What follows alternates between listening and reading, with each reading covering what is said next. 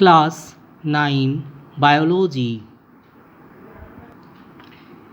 Chapter 3 Tissues, Plant and Animal Tissues.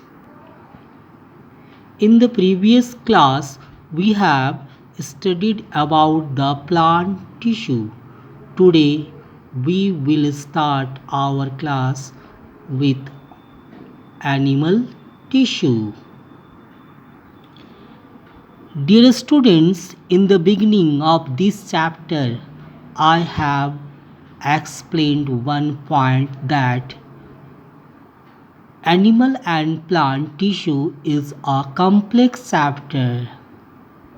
Without having any planning, it is difficult to complete the chapter. So, in the beginning of this chapter, I have said that this chapter can be completed in 4 different phases. First of all, classification. Second, about the structure. Third, location of each and every structure. And fourth, about their function. So, on the basis of this sequence, we will start the new topic, animal tissue. Animal tissue classified into 4 different tissues. These are: first, epithelial tissue, second, connective tissue,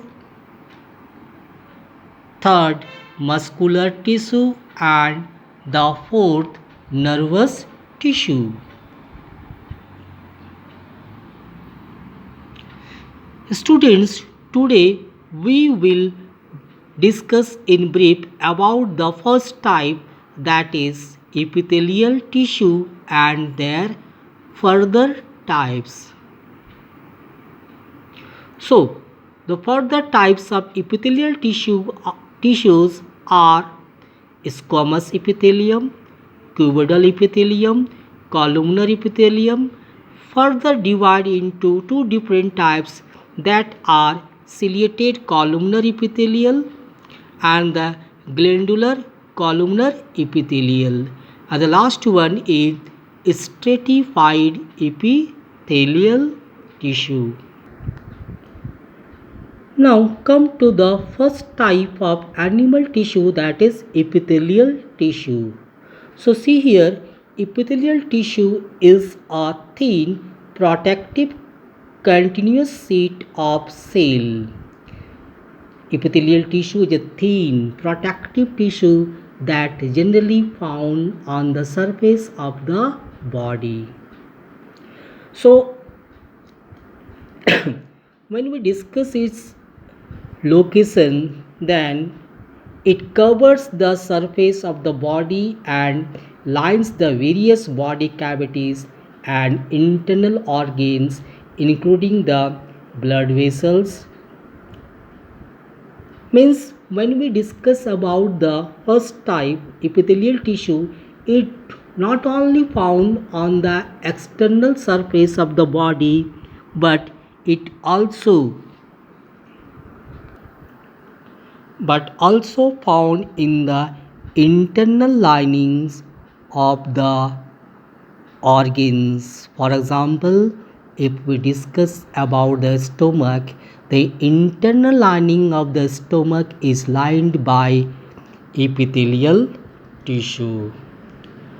The outermost layer of skin and the lining surface of mouth, nose, lungs and stomach, etc. Now, see, means about the structure. Epithelial cells may be flat, cuboidal or columnar in shape. We can compare the epithelial tissue with the tiles in the surface of a room, because tiles protect the surface. These are flat cells, compactly packed without any space. In all cases, the cells of epithelial tissue fit tightly together, leaving no space between them. That's why skin, is said to be impervious layer of the body, means not any substance can pass through the skin. Now come to the function. The epithelial tissue functions for protection as on skin, absorption and secretion in the internal organs like intestine, sensory perception on the skin, etc. Its four structurally distinct categories are as follow, and the first one is squamous epithelium. I just repeat once more the types of epithelial: squamous, cuboidal, columnar, further classified into two types, and the fourth one is stratified. The first we will discuss about the squamous epithelial. Squamous epithelial is composed of cells which are thin, flat, with prominent nuclei closely packed, just resemble this structure with the tiles of a surface. Examples found lining the mouth and nasal cavities, blood vessels and lymph vessels. The squamous epithelial protects the underlying parts from mechanical injury, germs, harmful chemicals and drying up. Now come to the next type, cuboidal epithelium. It is found in some parts of kidney tubules and in some glandular ducts such as those of salivary glands, pancreatic duct. Students, when we discuss the second and third type, that is cuboidal and columnar, must remember their function are similar: absorption and secretion.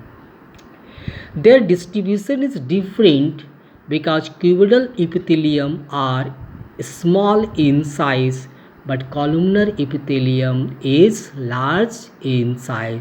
So on the basis of their size, they are distributed in different parts of the body, but the function is almost similar, that is absorption and secretion. So it's very easy to learn the function of cuboidal epithelium as well as columnar epithelium.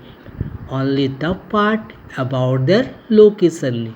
Cuboidal epithelium, as discussed, it is found in the kidney tubules, ducts of salivary gland as well as pancreatic duct, but columnar epithelium found in the walls of intestine. Now cuboidal epithelium. So these are the different figures. So second one here, this is the structure of cuboidal epithelium. They are generally cube in shape and it may be the ducts of pancreas or maybe the ducts of salivary gland. Now come to the third type, columnar epithelial. Contains vertically arranged cylindrical or brick-like cells. Means columnar cells are like the columns of a building, tall cells, brick-like cells. These are usually tall in size. Columnar epithelium is generally found in the inner lining of stomach and intestine. Repeating once more, squamous epithelium found on the outermost surface as well as lining of the body cavities. They are generally meant for protection. Cuboidal epithelium and columnar epithelium functions are generally similar, that is absorption and secretion. But the distribution is cuboidal epithelium found in the kidney tubules, the ducts of salivary gland as well as pancreas. But columnar epithelial, which are tall in size, just like the bricks, so they are found in the walls of stomach and intestine. Further classified into two types: ciliated columnar epithelial at some place in the body, such as in the linings of the trachea. The columnar epithelial is ciliated. The cells of ciliated epithelium have thread-like protoplasmic projections called cilia at their frame. The cilia constantly keep lacing and move the material which enter this region. See one figure here.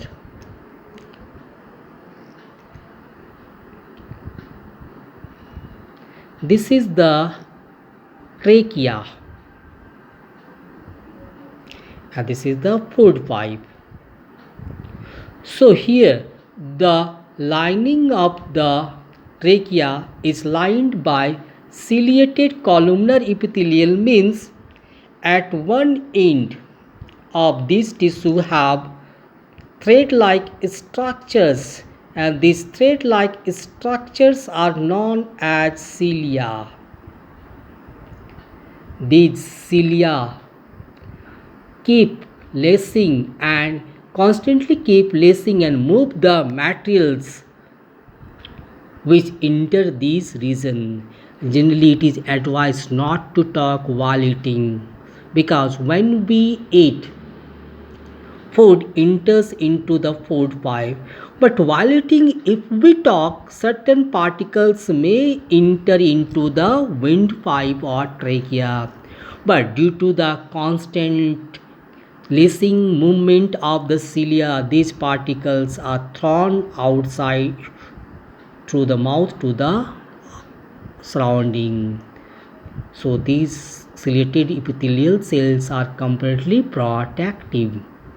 Now, glandular epithelial, also a kind of columnar epithelium, contains some large cells which are secrete certain chemical substance.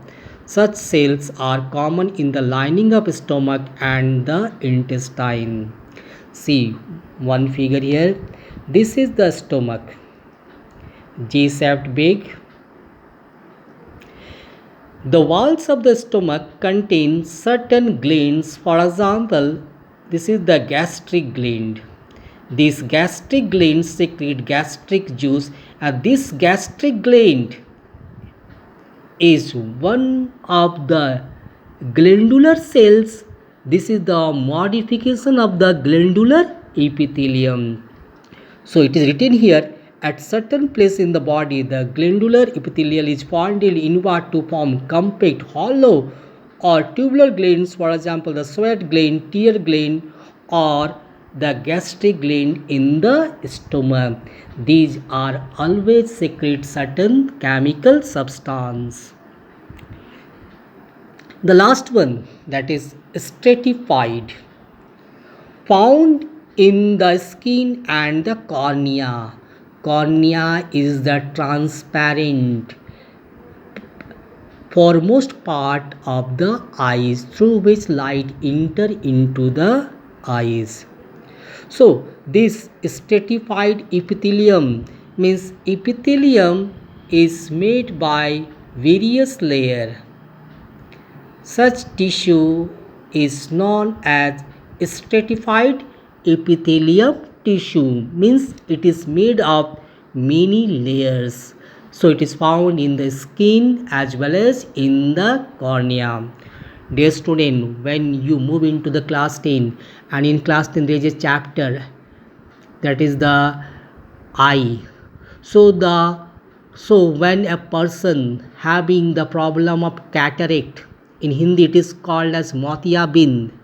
So the cornea is in that person, cornea becomes opaque, and that cornea, that damaged cornea is replaced by fresh cornea. Initially, a single cornea, fresh cornea used to replace one damaged cornea, but nowadays a single cornea sliced into many cornea, because these are made by stratified epithelial tissue. So I think all of you understood the topic about the first type of animal tissue and their classification. So in the first step you have to learn about the classification, structure of each type, location and their function. Better all of you make a short note what I have explained. Clear? Okay, have a good day all of you.